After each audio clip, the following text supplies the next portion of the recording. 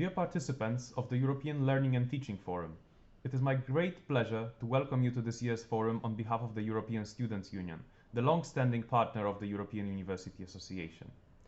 Throughout the years, our cooperation as stakeholders through various initiatives such as this forum has meaningfully served us for shaping the policies, exchanging views, educating and promoting the best practices in the area of learning and teaching.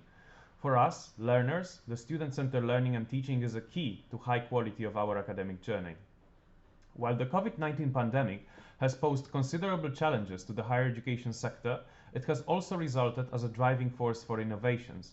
When many universities, and particularly the heroes of these times, the teachers, had to rethink the teaching methods and formats that works the best for their learners in the blended or fully online environment. We are unfortunately meeting again online, and so did millions of students across the European higher education area for the past 2 years. Many of us were reflecting on the future, and some questions are still hanging around. How can new technologies really enhance learning and teaching? How can digitalization be embedded in a university's culture in a way that serves the institution's strategic objectives?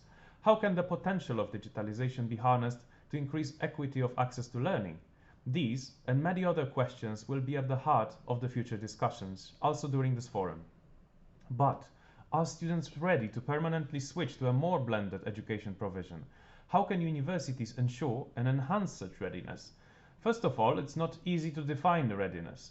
On one hand, many were still lacking real face-to-face interaction, and the problems related to mental health occurred due to the isolation. On the other, there are concerns regarding technical issues such as access to the internet connection, places to quiet study, and studying materials. If higher education institutions or strategies aim for the development of blended learning, a lot of emphasis has to be both on equipping the learners and teachers with the necessary training and skills to prepare them for these challenges, but also considering the infrastructural ones. After 2 years of pandemic, we know more what are key challenges we have to solve before. Solely translating the learning and teaching methodologies to a learning space is not just enough. Throughout this time, we have received mixed signals coming from learners. Many of them enjoyed the flexibility that asynchronous learners gave them. The possibility to rewind and listen again to the hardest parts of the classes also added new feature to the learning process. At the same time, students were truly missing physical labs and practical lessons, especially in the field of applied science and faculties requiring these. Another level of interruption took place for students taking part in mobility semesters. Even with a growth of technologies that might allow for increasing the connection in the future, physical mobility has to go back on its tracks and not be substituted with a digital one after the pandemic. The pandemic has reminded us about one thing. If we want to be creative in the way how we plan out and think out of the box while organizing our learning and teaching, we can do it. The tools which are available can definitely prompt more and more active student engagement in the classes, and at the same time making the teachers' work more engaging too. But we cannot in these circumstances discuss only the interruption of the classes, which took place on the campuses themselves. The parallel universe was developing rapidly in the area of open, or still semi-open, educational resources. Students using their time spent at home have massively discovered the opportunities that the online resources available have given.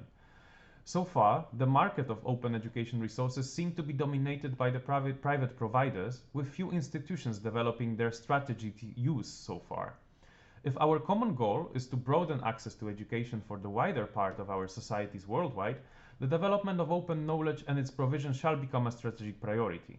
We believe that the pandemic circumstances have built a solid ground for its development, and it seems to be a proven challenge for our higher education systems in the upcoming future. These and other topics are crucial to ensure that all of us, students, academics, researchers, and leaders of the higher education sector, will be together shaping its future. I'd like to wish you all great discussions, active contribution, and many insightful thoughts during this year's forum. Good luck.